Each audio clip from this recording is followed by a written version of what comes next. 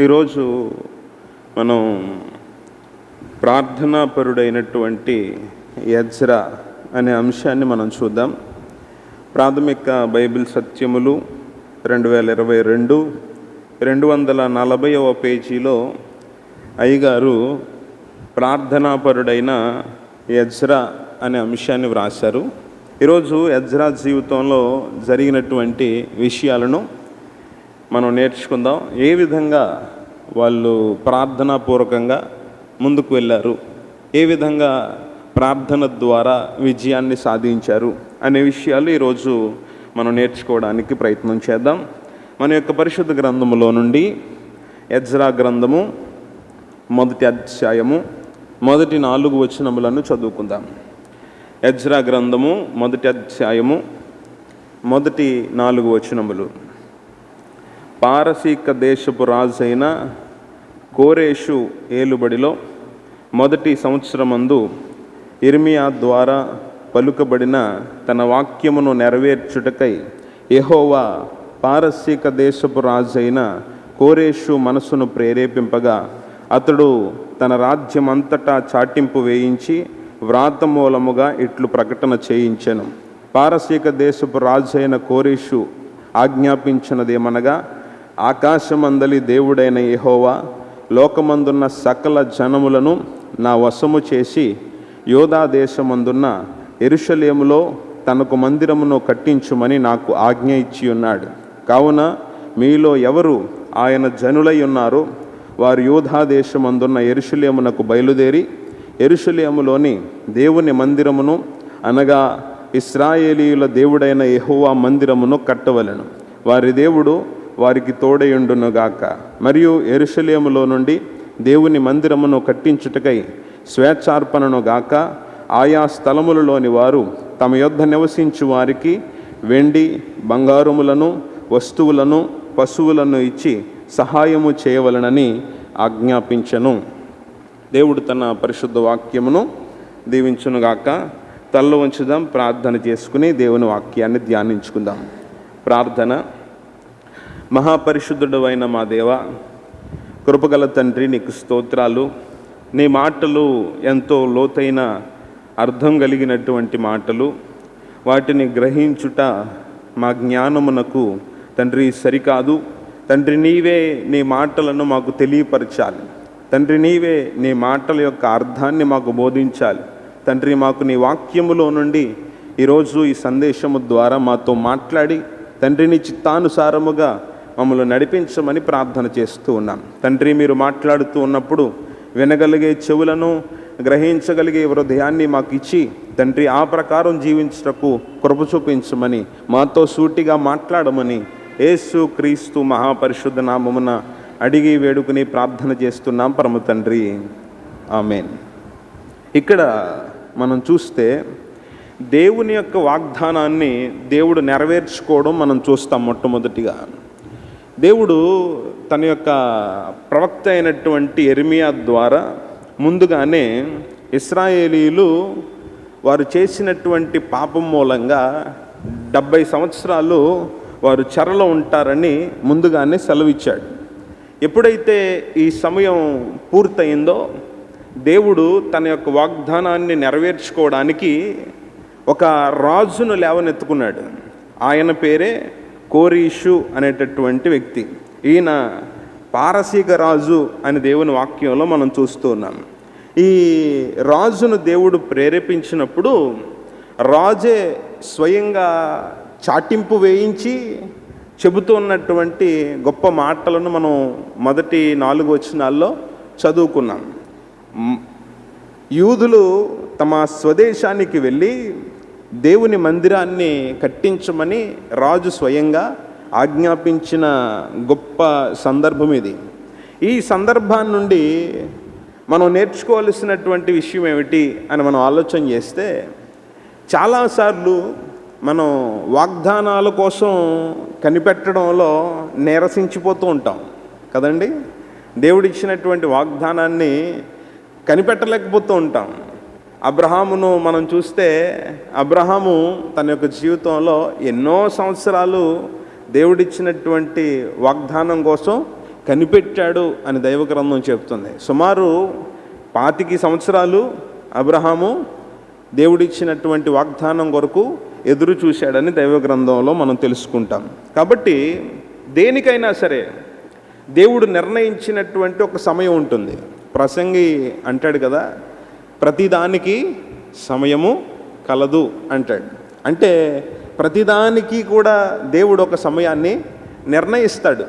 ఆ సమయం వచ్చినప్పుడు ఎదుట ఉన్నది ఎంత గొప్పవారైనా, ఎంత గొప్ప రాజ్యమైనా దేవుని చిత్తాన్ని ఆపు చేయగలదా అంటే ఏమాత్రము కూడా దేవుని చిత్తాన్ని ఎవ్వరూ ఆపు చేయలేరు.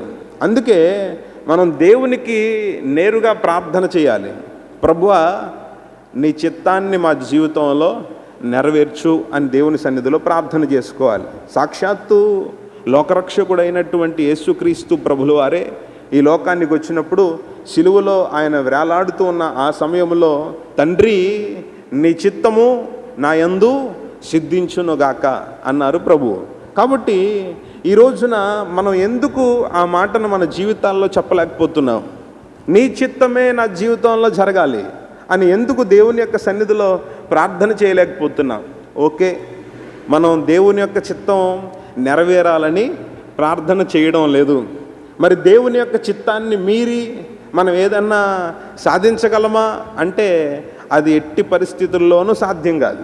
ఎప్పటికైనా ఏది స్థిరము అంటే దేవుని యొక్క చిత్తమే స్థిరము, దైవిక బలమే శాశ్వతమైనటువంటిది, స్థిరమైనది. అంతేగాని మనుషుల యొక్క ఆలోచనలు, మనుషుల యొక్క ఉద్దేశాలు, మనుషుల యొక్క ప్రణాళికలు, ఈ ప్లాన్స్ అన్నీ కూడా దేవుణ్ణి ఎదిరించి ఎవ్వరూ ఏమీ చేయలేరు అనేది దేవుని వాక్యం చెప్తున్నటువంటి సత్యం. చాలాసార్లు మనుషుడు దేనికోసం ప్రయత్నం చేశాడు అంటే దేవునికి వ్యతిరేకంగా పనులు చేయడానికి ప్రయత్నం చేసి మనిషి నష్టపోయాడే కానీ దేవుడు ఎప్పుడూ కూడా సరైనటువంటి మార్గంలో నడిపించాలనే తన ప్రజలను చూస్తూ ఉన్నాడు. కానీ ప్రజలు ఏం చేస్తున్నారు అంటే ఎప్పుడు తప్పుద్రోవనే వాళ్ళు ఎన్నుకుంటూ వచ్చారు. అందుకే ప్రతి సమయంలోనూ నష్టపోయారు. కానీ దేవుడు చెప్పింది చెప్పినట్లుగా చేస్తే ఎప్పుడూ కూడా ఆయన పిల్లలు నష్టపోరు. ఎందుకు నష్టపోతున్నావు? ఎందుకు వెనకబడిపోతున్నావు అంటే దేవుడు చెప్పింది చెప్పినట్లుగా మనం చేయడం లేదు ఒకటి. అలాగే దేవుని సమయం కోసం కనిపెట్టడం లేదు. దేవుని సమయం కోసం కనిపెట్టడం లేదు. కనిపెట్టడంలో మనం ఏమైపోతున్నాం? వెనకబడిపోతున్నాం. ప్రార్థనలో కూడా మాకు చాలాసార్లు చెప్తూ ఉంటాను. మాకు ఒక పెద్ద ఆయన దేవుని వాక్యాన్ని బోధిస్తూ ఉండేవారు. ఆయన చెబుతూ ఉండేవారు, ఎప్పుడు ప్రార్థన చేసుకునేటప్పుడు ఒక అరగంట మీరు దేవుణ్ణి స్తుతించండి, తర్వాత మీకు ప్రార్థన చేయండి. ఎంతమంది జ్ఞాపకం వస్తే అంతమంది కొరకు మీరు ప్రార్థన చేయండి. ఒక యవనస్తుడు ఆ పెద్ద ఆయన అడిగాడు, ఏమంటే నాకు తెలిసిన వాళ్ళందరిని గురించి ప్రార్థన చేసేసిన ఒక గంటలో నా ప్రార్థన అయిపోతుందండి, ఇంత ప్రార్థన ఎలా చేయాలి అంటే ఆయన అన్నారు, ప్రార్థన చేసి దేవుని స్తుతించటం ఒకటి అయితే, ఇతరుల కొరకు విజ్ఞాపన చేయడం రెండు అయితే, మూడవది దేవుని కొరకు మనం కనిపెట్టాలి. ప్రార్థనలో కొద్ది సమయం మన యొక్క ఆలోచనలు దేవుని మీద పెట్టి కొంత సమయం మౌనంగా ఉండడం కూడా దేవుని యొక్క చిత్తాన్ని తెలుసుకోవడానికి నీకు సహాయపడుతుందని ఆ పెద్ద ఆయన ఒక మంచి ఆలోచన చెప్పారు. నిజమే, మనం ఇంటిలో కూర్చుని ఆలోచించినది వేరు, అనుభవపూర్వకంగా మాకు తెలిసినది. అలాగే వేరే వేరే స్థలాల్లో పార్కులో కూర్చుంటూ ఉంటాం, లేకపోతే సోఫాలో కూర్చుంటూ ఉంటాం, ఇంకా బయటన స్నేహితులతో కలిసి కూర్చుంటూ ఉంటాం. కానీ ఆ సమయం కాదు, దేవుని యొక్క ప్రార్థన సమయంలో మీరు ప్రార్థన చేసి చేసి చేసి తర్వాత ఒక మౌన సమయాన్ని, నిశ్శబ్దంగా ఒక సమయాన్ని మీరు దేవుని సన్నిధిలో కనిపెడుతూ ఉంటే దేవుడు మీకు ఆలోచన చెప్పడం ప్రారంభిస్తాడు. మంచి మంచి తలంపులను దేవుడు మనకి ఇవ్వడం ప్రారంభిస్తాడు. కనిపెట్టాలి. మౌనముగా ఉండి కూడా ప్రార్థనలో, సియోనులో మౌనముగా ఉండుట నీకు స్తుతి చెల్లించుటే అని దేవుని వాక్యం సెలవిస్తుంది. కాబట్టి మౌనముగా ఉండి కూడా దేవుని యొక్క చిత్తాన్ని మనం తెలుసుకోవడానికి, ఆయన స్వరాన్ని వినడానికి మనం ప్రయత్నం చేయాలి. ఇక్కడ దేవుని యొక్క సమయం వచ్చినప్పుడు దేవుడు తన యొక్క వాగ్దానాన్ని నెరవేర్చుకుంటూ ఉన్నాడని దైవ గ్రంథంలో చూస్తూ ఉన్నాం. చాలాసార్లు విశ్వాసులతో మాట్లాడుతున్నప్పుడు ఇంకా ఎప్పుడు వస్తుందండి దేవుని సమయం, ఇంకా ఎంతకాలం నిరీక్షించాలండి అంటారు. కొంతమంది ఏమో చుట్టూ ఉన్నటువంటి మనుషులు ఇష్టానుసారంగా మాట్లాడుతున్నారు, బాధ పెడుతున్నారు, నిందిస్తున్నారు, అవమానిస్తున్నారు.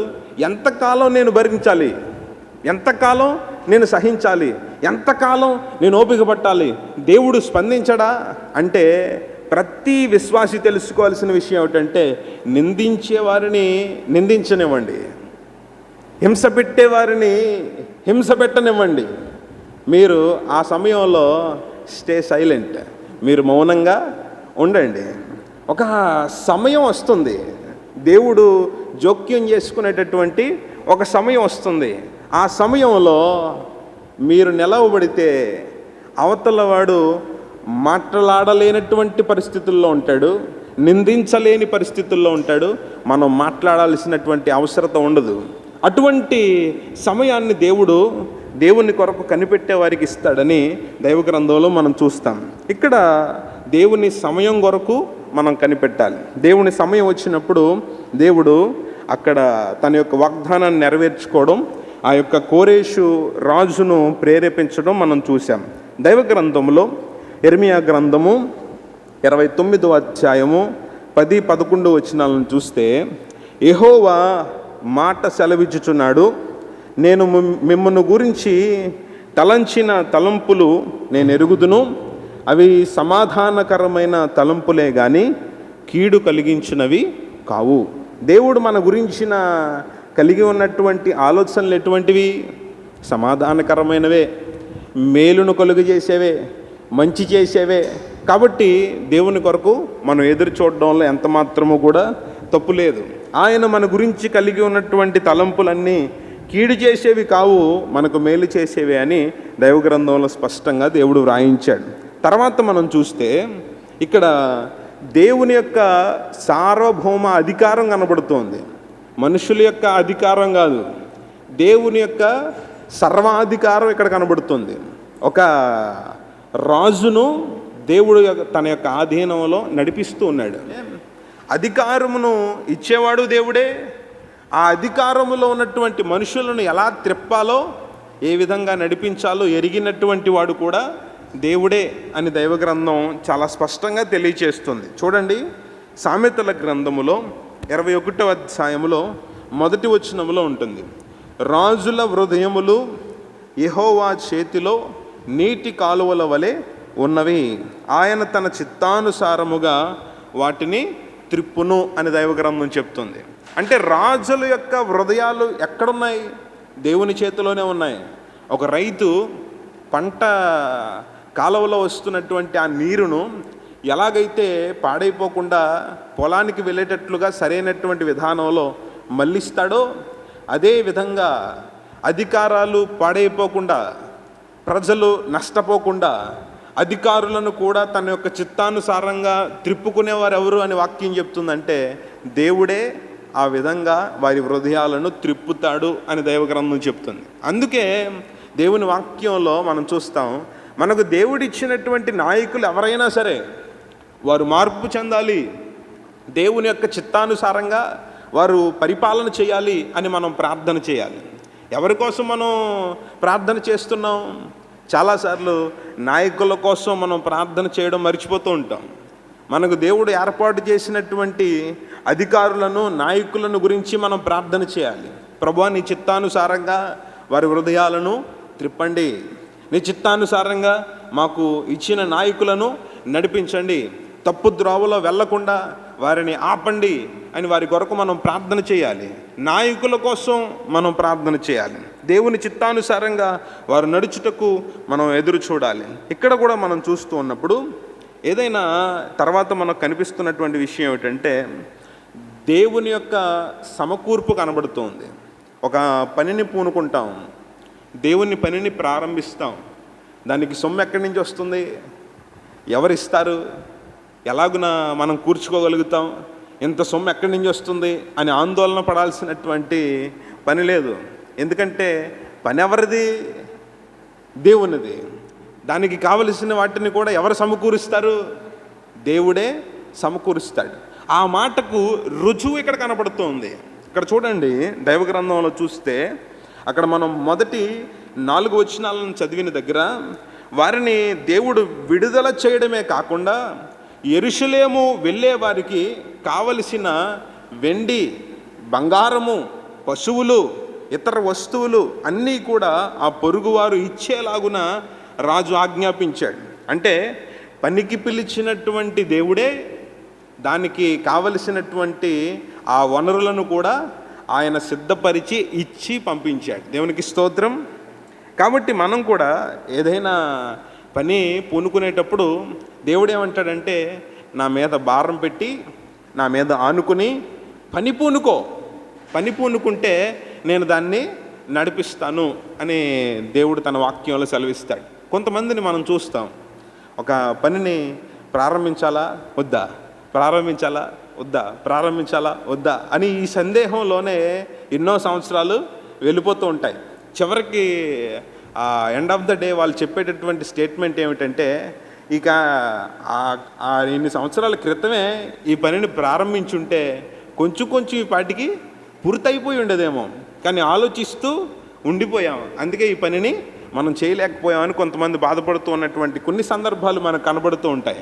కాబట్టి ఇక్కడ దేవుడు కూడా ఏం చెప్తున్నాడంటే, దేవుడు పనిని ఇచ్చాడు అంటే దానికి కావలసిన వాటన్నిటినీ కూడా ఇస్తాడు. నేనే చూసుకోవాలి, నేనే చేయాలి, నా వల్ల అవుతుందా, నేను దానికి సరిపోతానా అని ఆలోచనలో పడి పని చేయడం మానేస్తే ఏది కూడా మనం సాధించలేము. ముందడుగు వేస్తే దేవుడే దానికి కావలసినటువంటి బలమును, శక్తిని, దానికి కావలసినటువంటి ఆ యొక్క సమృద్ధిని దేవుడు అనుగ్రహిస్తాడు. మనకున్నటువంటి అవసరతలు పెద్దవే. ఎన్నో అవసరతలు మన చుట్టూ ఉంటాయి, ఎన్నో అక్కర్లు మన చుట్టూ ఉంటాయి. వాటన్నిటినీ నేను జయించగలనా, వాటన్నిటిని నేను చక్కపరచగలనా అనేటటువంటి సందేహాలు మీకు వస్తున్నట్లయితే దేవుని గ్రంథంలో నుండి ఒక వచనాన్ని మీరు చదువుకోనండి. ఫిలిప్పీయులకు రాసిన పత్రికలో 4వ అధ్యాయం 19వ వచనంలో దేవుడు ఇలా మాట్లాడతాడు. నా దేవుడు తన ఐశ్వర్యము చొప్పున క్రీస్తు యేసునందు మహిమలో మీ ప్రతి అవసరమును తీర్చును. దేవుడు ఎలా తీరుస్తాడు? ప్రతి అవసరమును దేవుడే తన యొక్క మహిమ ఐశ్వర్యము చొప్పున తీరుస్తాడు. నా ఐశ్వర్యము కాదు, నా బలము కాదు, నా శక్తి కాదు, నా జ్ఞానం కాదు అని దైవ గ్రంథంలో స్పష్టంగా దేవుడు సెలవిస్తున్నాడు. అంతా పనప్పగించినటువంటి దేవుడే, అంతా ఆయనే చూసుకుంటాడు అనేటటువంటి మంచి అర్థం ఇక్కడ కనబడుతుంది. తర్వాత దేవుడు తన అధికారముతో ఎవరిని ఏర్పాటు చేసుకున్నాడు అంటే, ఒక అన్యుడైన పారసీక రాజును దేవుడు ఏర్పాటు చేసుకున్నాడు. ఒక అన్యుణ్ణి దేవుడు ఏర్పాటు చేసుకున్నాడు. మనుషుల యొక్క ఎన్నికలు ఏ విధంగా ఉంటాయంటే, ఎవరినైనా ఎన్నుకునేటప్పుడు అతడు బలమైనవాడా, అతడు తెలివైనవాడా, ఈ విధంగా అతడు పనికొస్తాడా, ఈ విధంగా ఆలోచన చేస్తారు ఎవరినైనా ఏర్పాటు చేయాలంటే, ఎన్నుకోవాలంటే. రాజులు ఎవరినైనా ఏర్పాటు చేసుకునేటప్పుడు తనకు ఉపయోగపడే వారిని, జ్ఞానవంతులను, తెలివైనటువంటి వారిని, అందగాళ్ళను ఏర్పాటు చేసుకుంటారు. దైవ గ్రంథంలో కూడా ఇటువంటి సందర్భాన్ని మనం చూస్తాం. దానియేలు గ్రంథంలో 1వ అధ్యాయం 3-4 వచనాలు మీరు ఇంటికి వెళ్ళిన తర్వాత చదవండి. ఇశ్రాయేలీయులు బబులోనునకు చెరగా వెళ్ళినప్పుడు అక్కడ నెబుకద్నెజరు రాజు ఎవరిని ఎన్నుకున్నాడు అంటే, రూపవంతులను, విద్యావంతులను, తెలివైనటువంటి యువకులను మాత్రమే తన యొక్క రాజభవనంలో పనిచేయడానికి ఏర్పాటు చేసుకున్నట్లుగా మనం చూస్తాం. నిజమే, మనుషుల యొక్క ఎంపికలు ఎలా ఉంటాయంటే, మనుషులు జ్ఞానాన్ని, బలాన్ని, సామర్థ్యాన్ని చూస్తారు. కానీ దేవుడు ఈ విధంగానే ఏర్పాటు చేసుకుంటున్నాడా అంటే లేదు, ఈ విధంగా ఏర్పాటు చేసుకోవడం లేదు. దేవుడు ఒక పనిని, ముందు ఒక మాట చెప్తున్నాను, దేవుడు ఒక పనిని జరిగించాలనుకుంటే ఎవరితోనైనా సరే ఆ పనిని జరిగించగలవాడు అనేది మనం తెలుసుకోవాలి. ఎవరితోనైనా జరిగించగలడు ఆ పని. ఆయన చేయించుకోవాలంటే ఇక్కడ మనం చూస్తే ఒక అన్యుణ్ణి దేవుడు ఏర్పాటు చేసుకున్నాడు. ఒక అన్యుని ద్వారా దేవుని ప్రజలను యెరూషలేమునకు పంపిస్తున్నాడు. దేవుని మందిరాన్ని కట్టమని చెప్పిస్తున్నాడు. ఎంత గొప్ప విషయమో ఒకసారి ఆలోచన చేయండి. దేవుని వాక్యం కూడా చెప్తుంది దైవగ్రంథంలో.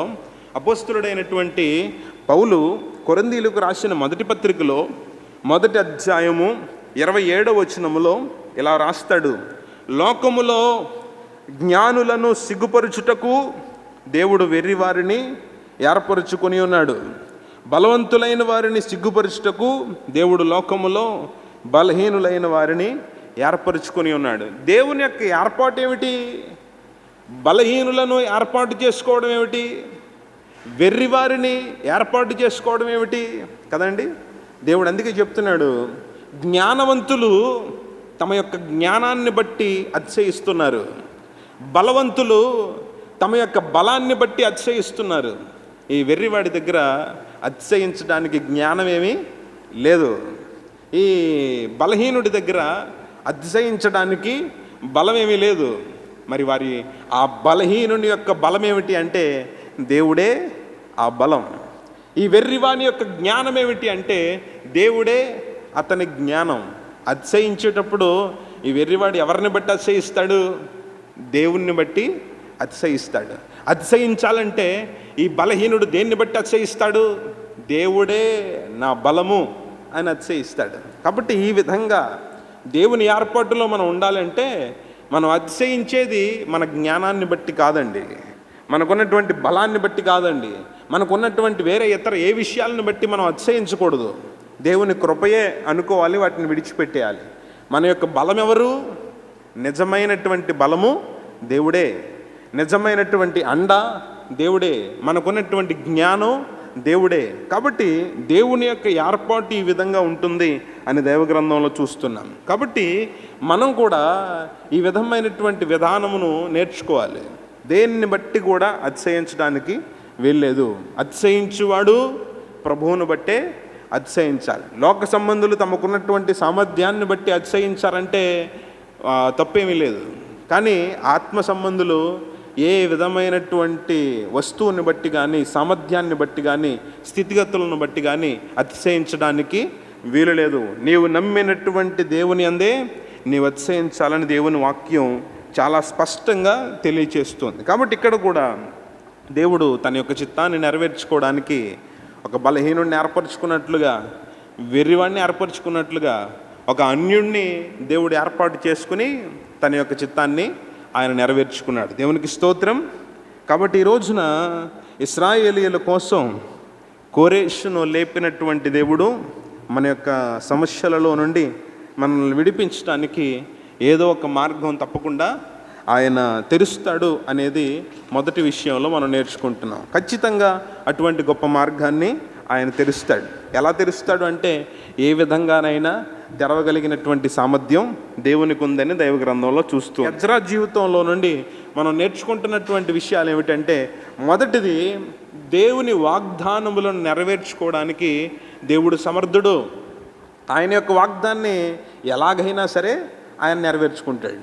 బలము లేని వారి ద్వారా అయినా, జ్ఞానము లేని వారి ద్వారా అయినా, అన్యుల ద్వారా అయినా దేవుడు నెరవేర్చుకుంటాడు. ఒక పనిని మనం ప్రారంభిస్తే దాంట్లో ఆయనే సహాయం చేస్తాడు అనేది మొదటి విషయం. ఎజ్రా జీవితంలో నుండి వచ్చే వారం మరికొన్ని విషయాలు నేర్చుకోవడానికి ప్రయత్నం చేద్దాం. ఈ మాటలు దేవుని వాక్యము మన యొక్క జీవితములలో ఆశీర్వాదకరముగా ఉండునుగాక. ఆమేన్.